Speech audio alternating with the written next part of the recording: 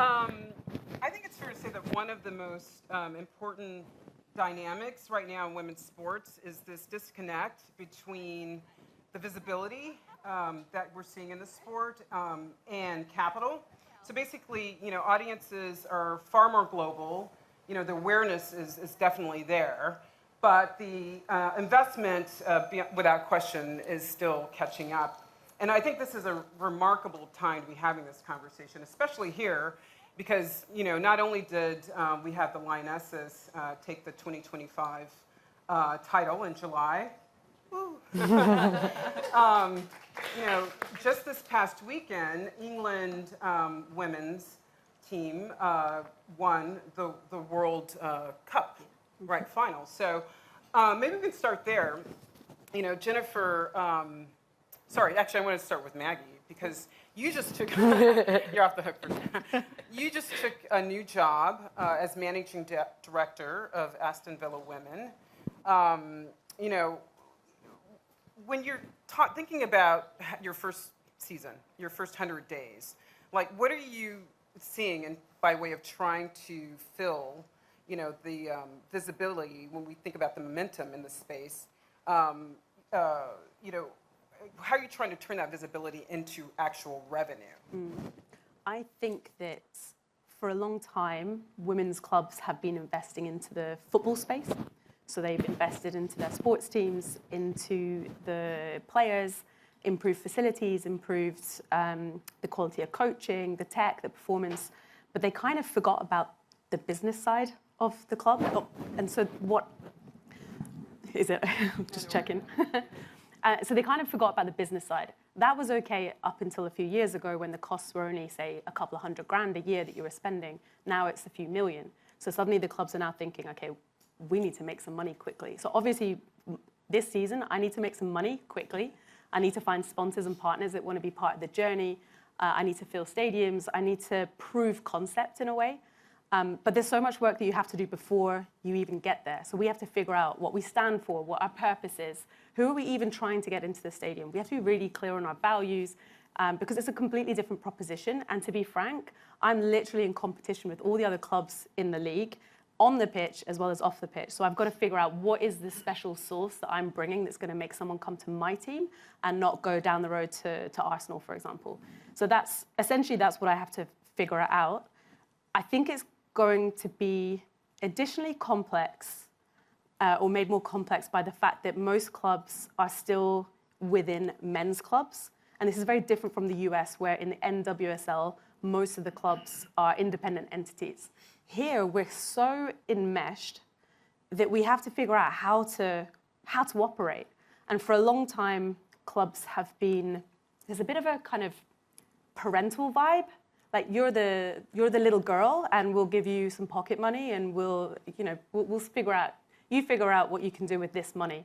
Now what you're seeing is a number of clubs, including Aston Villa, that have recently taken the decision to split the women's side out. So you're going to get a brother-sister dynamic now. Yes, you share some genes. Yes, you share some values. Yes, you share some tradition. But actually, this girl is she's got an opinion, and she wants to do things a little bit differently, and she wants to look a little bit different to her brother, and she's going to figure out her style. So I guess for me at Aston Villa, I have to quickly figure out what things I like about my brother and what things I admire and respect about my brother, but also how am I going to figure out who I am and what I stand for and how I'm going to just be a little bit edgy and make my pocket money in a slightly different way. I hope this is better, yeah. We talked a little bit about the fact that there's so few management behind the women's team. So you being a managing director is actually a pretty rare thing. Can you just explain why is that so rare for the women's teams? Yeah, so this is literally happening right now. It's weird because women's football in this country has been growing quickly over the last few years, but actually I think now is this pivotal moment because now clubs are going, oh, right, okay, as I was saying, we need to figure out how to make this a sustainable business. So my role is brand new. I'm stepping in and figuring it out as we go. There's a couple of other clubs that have done what I said about separating out the women's team. So you've had Chelsea that did it last year. You've had Everton that have done it a few months ago. I'm going to guess that a lot of the other clubs are considering this as well because you get that extra autonomy, you get that extra authority, but you're also held accountable now. You can't just hide within the mesh of a big club with your receipts kind of going missing and, the rest of it. Now we have our own separate P&Ls. So that is quite a new thing. It's also really difficult. And I know that that's going to be a major part of this season for me, is going to be trying to figure out how to separate that out, how to retain a good relationship. You don't want to, get into a big fight with your brother. But it's just a case of trying to figure out how to do that in a really effective way. Yeah. I want to turn to Holly really quickly, but I guess I should just program you note that Nikki Doucette, the CEO of the Women's Super League, was unable, unfortunately, to be with us today. So we have the COO of the Women's Super League, Holly. But you were telling me, I thought it was a dumb question, but you started in horse racing and then you ended in soccer. Yeah. And you were specifically talking about the similarities between the different sports from a business lens. So what did you take from horse racing that you're now applying to soccer from a business stance? Yeah, absolutely. I'm your last-minute substitute, so hopefully I'll do Nikki and WSL Football justice today. But as you said, I started my career, I've always worked in sport, almost 25 years, but started in horse racing. I actually wanted to work in football, but the job came about and I said, at least I'm in a sport, at least I'm in something that I'm passionate about, that I care about. But I was always on the business side. So at the time, the organisation I worked for was a PLC. It was about to be sold to private equity ownership. And my role was to generate income and deliver profits. And I didn't work at one of the big, sexy racecourses around the country. I worked at Hereford Racecourse. I worked at Chepstow Racecourse. Some of you may know that one. Fontwell Park, Bath. So they were less well-known brands. So it was tough to get people to come racing. It was really tough. It was like an unknown sport people didn't realise existed and didn't know was accessible. And I do liken some of that to where women's football is today. And actually, there's quite a few of us now who work in women's football that have worked in horse racing, because we had to work really hard to sell tickets. We had to really think about how we were going to engage our fan base in horse racing as we are today in women's football. So I think there is so many similarities, but across many sports, I would assume, actually. But I think, having that experience in horse racing in some of those smaller tracks really set me up for success coming into the world of football. Okay, I want to just take a second to call up some data that Jennifer's group does around women's sports, just to look at some of the growth that we've been seeing and some of the, momentum we've been talking about. So if you look at the screen here, you'll see, estimated revenue of 2.3 billion. That's estimated for 25, up from 1.88 billion last year, a 240% increase over 4 years. Jennifer, those are some really impressive top-line numbers. And I'm just wondering, what are some of the patterns or maybe gaps in the data that you and your team are, spotting that might tell us why investors are holding back on investing in women's sports, aside from the fact that it's losing money, which is a different conversation? Definitely. And I think when we started this project a few years ago about valuing the global women's sport market, there were a lot of questions on how quickly women's sport was growing, what is it worth, where are we seeing a lot of those growth points. And so we went through the process of speaking with a ton of people across the industry, but also probably a 9 or 10 month process of looking into the data, because at that point, the data was really hard to find. And so as we started to delineate about where is the revenue coming from, where are we seeing a lot of that commercial revenue, how is the model different to how we normally see it in men's sport, for instance. So what we found in the first couple of years was that commercial revenue and brands were really driving that growth across women's sport. Whereas historically in sport, especially in men's sport, you see broadcast revenue driving a lot of that growth. And while we also see a lot of growth, especially over the last year or two in broadcast for women's sport, we are seeing that brands are starting to engage and understand what not only a women's sport organization looks like, but now more and more we're seeing data to show what a women's sports fan looks like, and that brands can better engage that way. And so that commercial revenue has been a driver, but also something that we're seeing basically as a place where brands that historically haven't invested in sport, what we call non-endemic brands, are now finding a place to invest in women and invest in engaging with the audience that women's sport brings in. You have another sort of perspective that most of us don't have because your firm does a lot of M&A advisory. So you have insight into numbers that are, obviously not public when teams are sold. And I just wondered, what is the data also telling us about, how the market is valuing women's teams today? I think the past couple of years has definitely been a progression on how we understand both valuations and how we understand looking at the data for women's sport, because it might be different and the metrics that we use might be different for an investor. One of the things when you start to value an organization and a sports team is you look at comparable transactions. And probably 3 to 5 years ago, there really weren't any. And I think there's so many nuances when it comes to women's sport and men's sport, or even women's sport in the UK versus in the US, for example, relegation risk, or the number of assets across football/soccer versus, a basketball team. So I think we were able to take a look at what those nuances are. And I think the next part of that phase is what we call being investor ready. So it's not necessarily the case that an organization just needs capital and that's it. It also comes into the fact that you have to build your database, understand what investor or what investment would be strategic to your organization. And also, from a UK perspective, Maggie mentions that teams are now starting to have that brother-sister relationship and spin out. Previously, if you wanted to invest in a women's team in England, you had to go through the top co, which eventually went through the men's team, and then down to the women's team. So now there's that opportunity for some teams to invest directly into the women's team that allows for more dedicated resource, that allows for business growth on the women's side that historically hasn't been there in countries outside of the US for the most part. Yeah, I want to get to the U.S., but just on the brother-sister dynamic, you have spoken quite a bit about the fact that this phenomena of many of the women's teams being attached to the men teams, and of course now you've taken on a leadership role of a women's team that's attached to a men's team, and I'm just wondering, is your mandate to bring in investors, to give Villa Women a lot more autonomy and independence? Yeah, I think ultimately, right now, like you say, women's teams are all making losses. So my goal would be to make us less dependent. So for example, I'd love there to be some kind of KPI or index where at the moment, most teams are like 99% dependent on their men's team. But could we hit it so that we get to just 50% dependent? Can we then get to 20% dependent? Can we then get to not dependent at all? I think that's just like the way that I think. I don't want to be beholden to anyone. I want to be able to be generative. I want to be thinking about how to give value to the fans. I want them to give me money because they love the experience.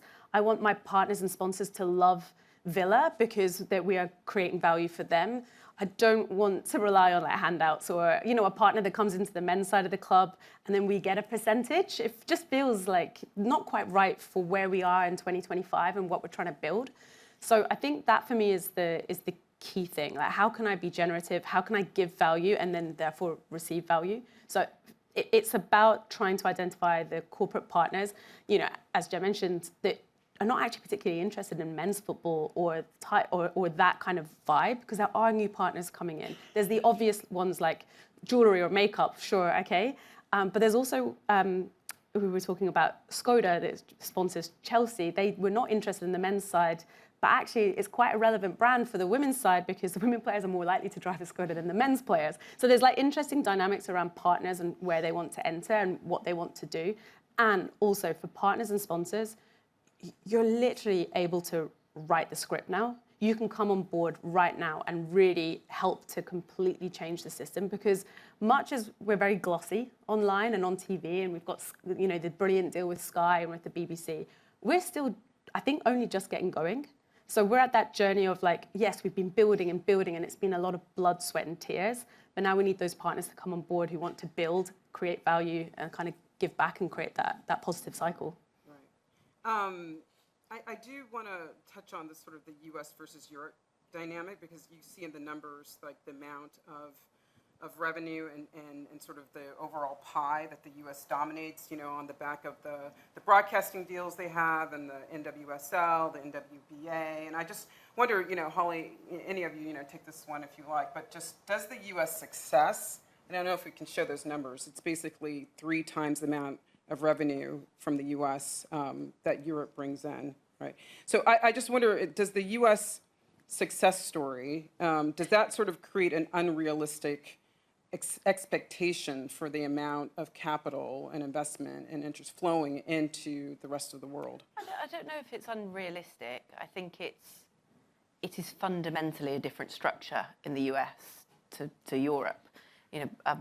Jenny mentioned it there. We have promotion and relegation, and whilst relegation can be a threat of potential loss of investment, promotion is an opportunity to encourage more investment. So we have different levers, I think, in Europe and in England, in our league. So I think the numbers that we're seeing go from the US are phenomenal. I mean, they are absolutely great data points, great proof points that will show the European market as well what can be possible, but in a different structure. So I think it's a hugely positive thing. I think as an English league, we have great heritage, we have great history, we have some amazing brands, Aston Villa being one of them, that have global relevance. So I think we have different benefits that we can offer as an English league, as the WSL, that potentially our counterparts, NWSL can't. One question, we've had so many, investment, managers and private equity conversations on stage. Apollo set up a $5 billion sports fund recently. Now they're investing in men's sports, and I just wondered if any of you had a perspective of, what would you tell Apollo is the reason to, put some of that capital into women's sports, not in 5 or 10 years, but like right now? I can go. I'll give my point of view. It might have different perspectives, but it's going to create you the fastest return. You will have so much success. If you look at the growth metrics of women's football, selfishly, in this country at the moment, it's phenomenal. We are the fastest growing sport on the planet. Our participation is up in this country. The interest that is around women's football is at a real, to your point, we're at a real moment in time to be able to capitalise on it. And if I was an investor looking to come into football in this country at the moment, I'd certainly be considering women's, because I don't have to invest an astronomical amount to become the best in the world, to really be put on the global stage, to be winning Champions League. Whereas if I wanted to do that in men's football in Europe, that's going to cost me a lot of money. That's a higher risk investment. Yeah. Okay. Do you have a different perspective? Well, obviously the entry point is lower, and I genuinely think that if an investor comes in and they're bringing strategic nous, I think there's a real opportunity to combine the two to really grow something and be part of something really exciting. But if they don't want to be in, then don't be in. And I mean that because we are different, so you can't apply the same rules to investing into women's teams that you can into men's teams. So if they're kind of needing to be convinced, I'm not quite sure that they're the right partner right now. And we are seeing a lot more female-founded, female-led investment firms that are thinking, hang on a sec, I can do this, and I can also bring a fresh perspective. So I kind of don't really want to feel like we need to convince anyone, because I just go elsewhere. I'm not in the market right now, so maybe that's what I'm saying. But you're not going to turn down money. But you're just going to be, you're a position where you can pick and choose a little bit, is what you explained the other day. Are these female-founded firms that are expressing interest, are they more, coming from the U.S.? Where is the interest coming from? Yeah, so I think, speaking plainly, since it was announced that I was joining Villa, I probably had 3 or 4 different firms come and just check in, and all of them have been from the US, or US linked, or US funded. So I think it shows that there is interest. I also think that comes back to the fact that Villa is in this position where they have now chosen to have this managing director separate it out, and think, okay, well, they're being serious in this space, they're wanting to do something. So I think that's probably the trigger there as well. Right.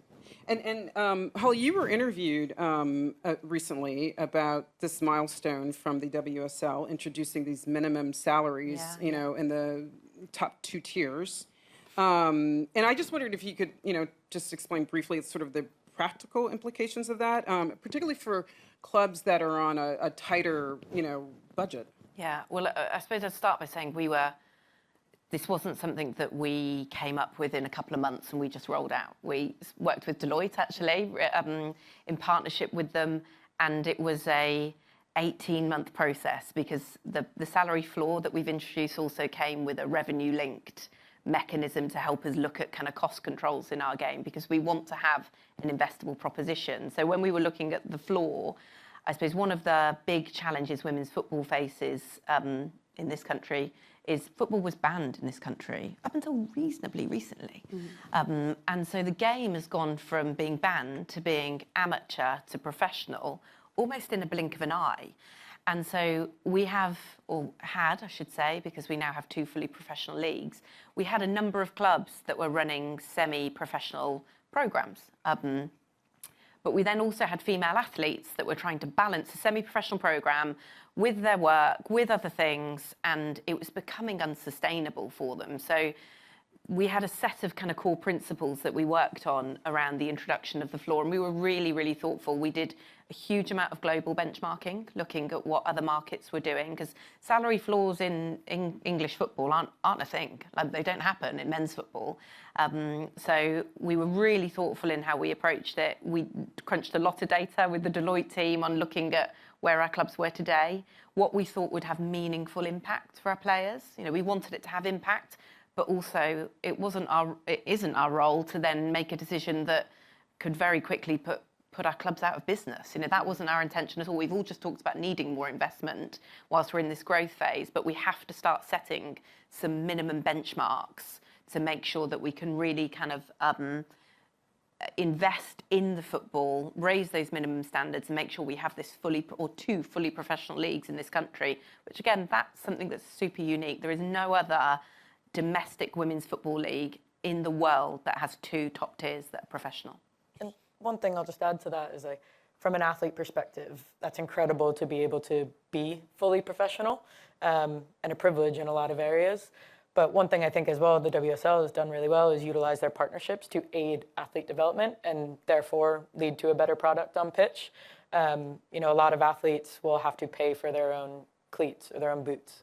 And they've used their partnerships really well to be able to solve that problem.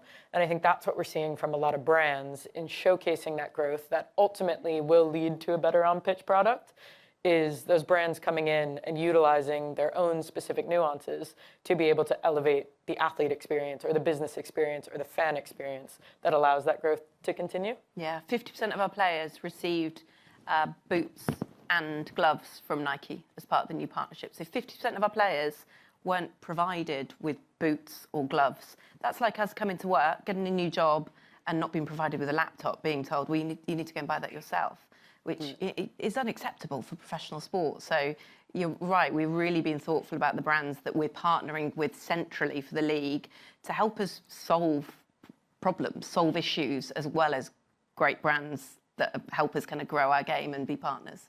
So unfortunately, we're down to the wire, but I do have one sort of final question, because you're, speaking to a room of people who, move money or manage money, and all of us, decide how we spend our own money.